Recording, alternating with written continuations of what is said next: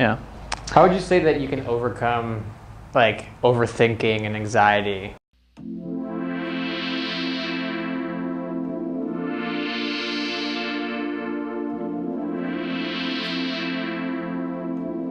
evening, ladies and gentlemen.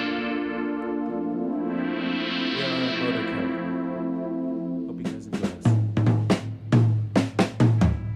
Like if you have like anxiety about a show, or if you have anxiety from outside of performing that you're bringing into like a performance setting.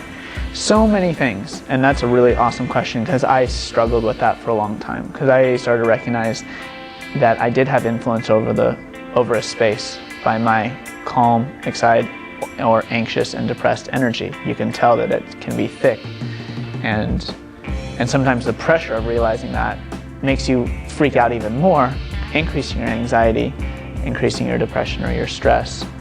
And so there's a number of different ways, but I find that first and most important is recognize what is happening right now. Right now, where are my feet? What's happening around me, like really, like in just the surface level. Because the anxiety, that's projections, usually on something that happened in the past or something that you're fearing in the future. You're not in the now. Get back to now, come back to your breathing, and recognize this is what's happening right now. And then you get on a more neutral platform. Your energy, because the anxiety, it's thought-based energy. It's an over-thought-based energy, and it just needs to be applied. It's not bad energy. It's just energy that's not necessarily being directed as you want it to go. What you want to do is apply that anxiety towards enthusiasm towards the show, right? And enthusiasm towards amping everybody up for the show or whatever you want to do with it. But you want it to be calm, because maybe you don't make it calm and instead you transmute the anxiety into enthusiasm, but then it gets people freaked out. Because you're like, whoa, let's go, you know, and people are like, is there something wrong? You're like, no, I'm just trying to amp you up. You're like, well, you're freaking me out.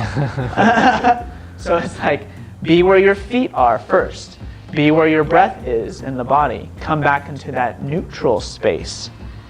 The energy will still be there, and you'll be able to take care of yourself and thus take care of the space around you.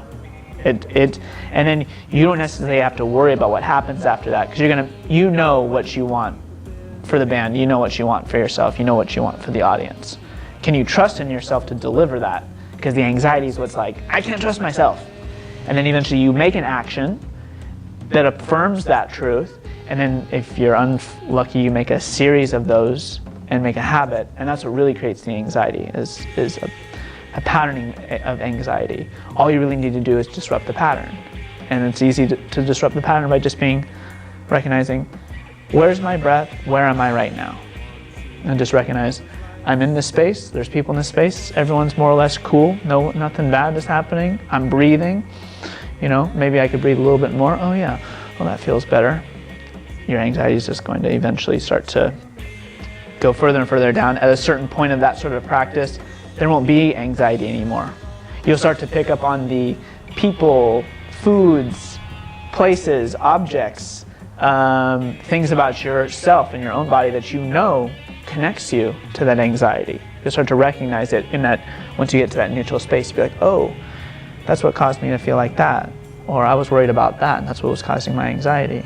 You'll be able to cut yourself off from it and get so good at that that you won't experience anxiety anymore. You'll just experience maybe a little bit of nervousness. Nervousness just means something's important to you, but more energy will be applied to either cultivating a calm enthusiasm or releasing that enthusiasm into your show or into whatever you want to apply your spirited, good energy into.